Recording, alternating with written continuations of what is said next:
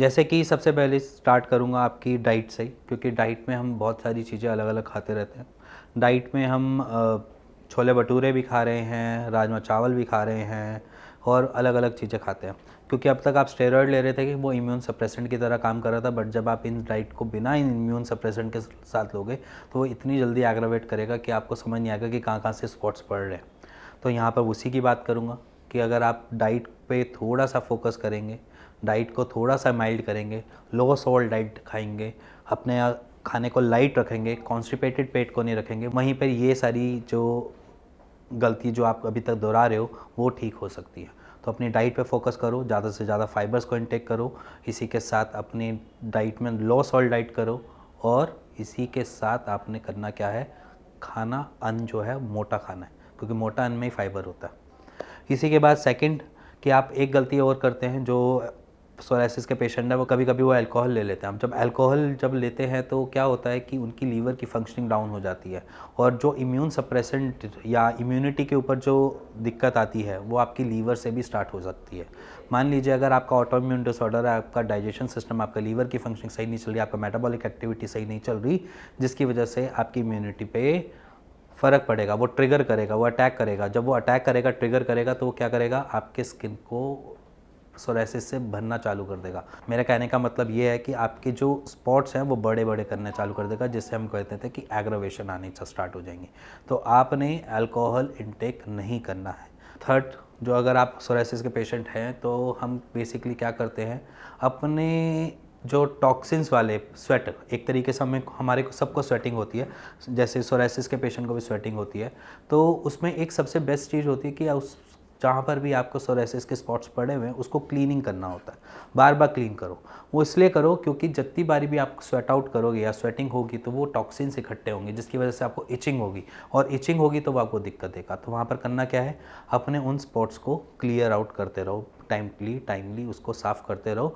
थोड़ी थोड़ी देर में जब आपको लग रहा है कि स्वेटिंग हो रही है तो थोड़ा सा क्लियर कर दिया, जिससे आपको इचिंग नहीं होगी, और इचिंग से आपको बाद में बढ़ेगा नहीं, कोई जख्म नहीं बनेंगे, कोई दिक्कत नहीं आएगी। तो वहाँ पर आप ये गलतियाँ मत दोहराओ कि आपने छोड़ दिया, सुबह नहा कर आए हो तो नहाया तो हूँ तो क्या दिक्कत है, ये गलतियाँ मत दोहराओ। फोर्थ बेसिकली पेशेंट्स जो होते हैं सोराइसिस के पेशेंट्स, वो अब तक इम्यून सप्रेसेंट की तरह ही ले रहे होते हैं, क्योंकि मोस्टली पेशेंट्स हम देखते हैं कि वो मेथोट्रेक्सेट ले रहे होते हैं या वो साइक्लोस्पोरिन ले रहे होते हैं, ये सारी वो टैबलेट्स ले रहे होते हैं। बट उसके साथ उनके साथ ना एक दिक्कत होती है, वो आज नहीं तो कल उनके लीवर पे इफेक्ट डालना चालू कर देता है। कभी कभार कुछ पेशेंट्स ऐसे भी आते हैं जिनको डॉक्टर्स ने ही मना कर देते हैं कि अब हमसे मेडिसिन नहीं दी जाएगी। क्यों? क्योंकि उनकी LFT की रिपोर्ट और उनकी KFT की रिपोर्ट उनको इजाज़त ही नहीं दे रही होती कि उनको और स्टेरॉइड्स दिए जाए। तो वहाँ पर उस केस में मैं बात करूँगा कि अगर आप अभी तक स्टेरॉइड पे ले रहे हो या अभी तक आप कंटिन्यू रख रहे हो, तो आप एक बारी रूटीन चेकअप में अपने LFT और KFT करवाते रहिए, क्योंकि बाद में जाकर हम एक डिसऑर्डर के बदले डबल ट्रिपल डिसऑर्डर्स के अंदर ना एंटर कर जाए। जैसे मान लीजिए अभी तो सिर्फ सोराइसिस है, उसके बाद किडनी फेलियर की तरफ ना बढ़ जाए या लीवर सिरोसिस की तरफ ना बढ़ जाए, तो वहाँ पर हमें थोड़ा सा सेफ रहना चाहिए। तो ये उनके लिए जो अभी तक कंज्यूम कर रहे हैं स्टेरॉइड्स, तो अपना क्वार्टरली या 6 मंथ्स पे या हाफ ईयरली अपने टेस्ट जरूर करवाएं, LFT के और KFT के, जिससे आपको पता चले कि एक्चुअली वो कोई दिक्कत तो नहीं दे रहा, इसी के लिए। अब फिफ्थ जो है वो है बेसिकली हमारी बॉडी का स्ट्रेस, क्योंकि सोराइसिस के पेशेंट सोचते बहुत हैं और उस चीज़ को छुपाने के लिए वो बहुत बहुत हरकंडे अपनाते रहते हैं।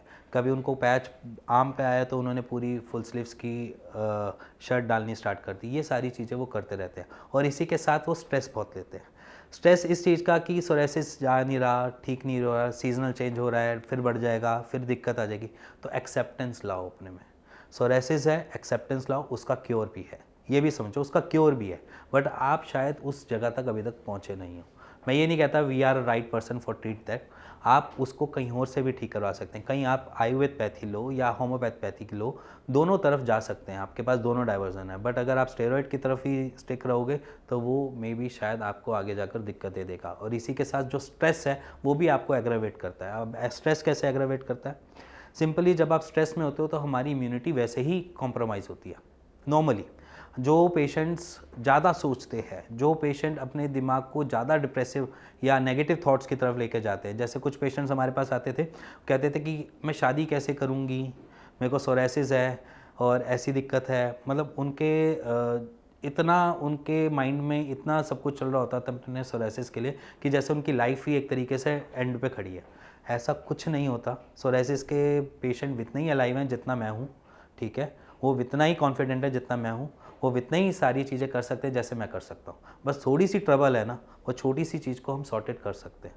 वो इम्यूनिटी कंप्रोमाइज्ड बॉडी है, तो हम इम्यूनिटी को बूस्ट करके भी उस चीज़ को ठीक कर सकते हैं, बट इम्यून सप्रेस करके अपनी लीवर और अपनी किडनी को फेल की तरफ नहीं ले जा सकते।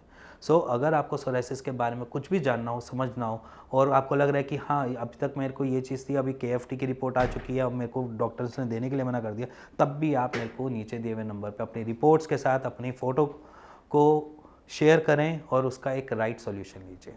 इसी के साथ मिलेंगे नेक्स्ट वीडियो पे, तब तक के लिए goodbye, thank you and very much.